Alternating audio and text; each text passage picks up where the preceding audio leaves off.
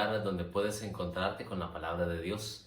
Hoy, martes 8 de abril, estamos para iniciar una nueva lección, un nuevo estudio en esta mañana.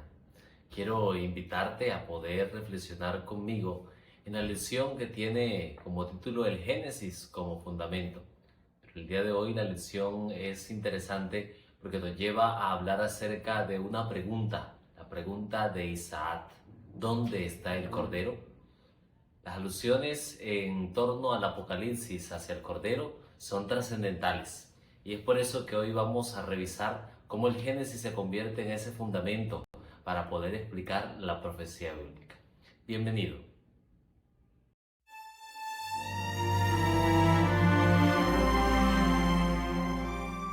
Antes de poder estudiar la lección, la pregunta de Isaac, ¿dónde está el Cordero?, quisiera invitarte donde estás a inclinar tu rostro y a orar conmigo para comenzar este estudio. Oremos. Padre, gracias porque nos das la oportunidad de estudiar tu palabra. En esta mañana ilumínanos y de una manera especial, oh Dios, danos el conocimiento y la relación con el Cordero. En el nombre de Jesús, amén. ¿Dónde está el Cordero?, fue la pregunta de Isaac. Quiero invitarte a poder acompañarme al libro de Génesis, el capítulo 22 y los versículos 7 y 8. Génesis 22, 7 y 8. Dice: entonces Isaac le habló a Abraham, su padre, y le dijo: Padre mío. Y él respondió: aquí estoy, hijo mío. Isaac dijo: aquí están el fuego, la leña, pero ¿dónde está el cordero para el holocausto? Es la pregunta de Isaac. A lo cual Abraham respondió: Dios proveerá el cordero para el holocausto, hijo mío. Y siguieron juntos, dice el texto bíblico. La primera mención de la expresión cordero se encuentra en el libro de Génesis, el capítulo 22, versículos 7 y 8 que acabamos de leer. Algunos dirán, pero la primera mención no es en Génesis 3:21, en la cual Dios viste a Adán y Eva, o en Abel, que él trae un holocausto al Señor. No, la primera mención explícita de la expresión cordero es Génesis capítulo 22, versículos 7 y versículo 8. ¿Por qué esto es importante? Esta pregunta propiamente aborda una temática interesante en todo el resto de los 38 libros del Antiguo Testamento. El Antiguo Testamento está buscando quién es el Cordero, y pareciera ser que hay una intención precisamente desde la perspectiva del autor. Hay que recordar que los escritores bíblicos hablaron siendo inspirados por el Espíritu Santo. Y la inspiración estuvo tanto en Moisés como en Juan, que escribió el último libro, el Apocalipsis. De modo que podemos revisar una interconexión y podemos revisar que los escritores bíblicos, a pesar de que no estuvieron en el mismo tiempo, disfrutaron de la misma inspiración, la inspiración del Espíritu Santo. Ahora, el libro de Génesis, el capítulo 22, los versículos 7 y 8, dejan la pregunta abierta. Y es importante revisar el texto detenidamente, porque el versículo 7, Génesis 22, 7, dice: he aquí está la leña, el fuego, pero ¿dónde está el cordero? Esta expresión en hebreo, cordero, está anticipada de lo que es un artículo definido. ¿Por qué esto es importante? El artículo definido, el cordero, está definiendo al cordero como un cordero específico, un cordero importante, un cordero primordial, un cordero puntual.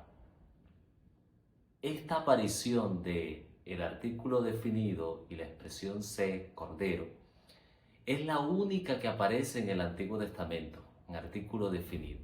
El resto de apariciones es en artículo indefinido. Ahora, es interesante que en el libro de Apocalipsis las nociones de cordero están con artículo definido. Y usted dirá, ¿y esto sí hay conexiones? Son dos lenguajes diferentes, pero la inspiración es la misma.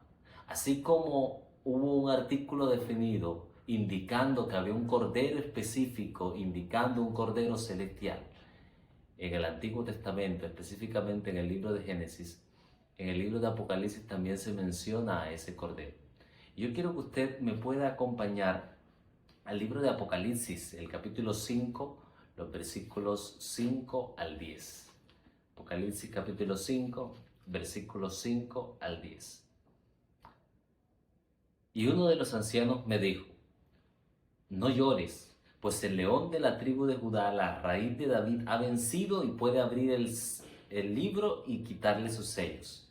Y ahora el versículo 6 dice: en ese momento vi un cordero en medio del trono y de los 4 seres vivientes y en medio de los ancianos. Estaba de pie y parecía haber sido inmolado. Tenía 7 cuernos, 7 ojos, que son los espíritus de Dios enviados sobre la tierra. El cordero se acercó al que estaba sentado en el trono y de su mano derecha tomó el libro. Tan pronto como lo tomó, los 4 seres vivientes y los 24 ancianos se arrodillaron ante el cordero. Todos llevaban arpas y también copas de oro llenas de incienso, que son las oraciones de los santos. Y entonaban un cántico nuevo que decía: digno eres de tomar el libro y de abrir sus sellos, porque fuiste inmolado. Con tu sangre redimiste para Dios gente de toda raza, lengua, pueblo y nación. Y para nuestro Dios los hiciste reyes y sacerdotes, y reinarán sobre toda la tierra. Es importante saber que la primera mención de la expresión cordero fue en un momento en el cual había de ofrecerse un holocausto. Es interesante que la respuesta de Abraham: Dios se proveerá de cordero para el holocausto, estaba expresando algo de fe, pero estaba conectado directamente con un cordero que había de morir, precisamente no solamente por Isaac, sino por la raza humana. Y en el libro de Apocalipsis ahora se habla de un cordero que fue inmolado, un cordero que fue vicario, un cordero que es la expiación, que ha venido a morir por nosotros en lugar del pecador. En el estudio de las profecías y sobre todo del libro de Apocalipsis, a veces se pierde de vista la noción de que Cristo es el Cordero de Dios, porque colocamos más énfasis en fechas, colocamos más énfasis en periodos proféticos que en el Cordero, que es la revelación de Jesucristo. Y es por eso que Juan, desde el Evangelio que él propiamente identifica como suyo, en el libro de Juan capítulo 1 versículo 29, él comienza a mencionar al Cordero, porque es importante para el Evangelio.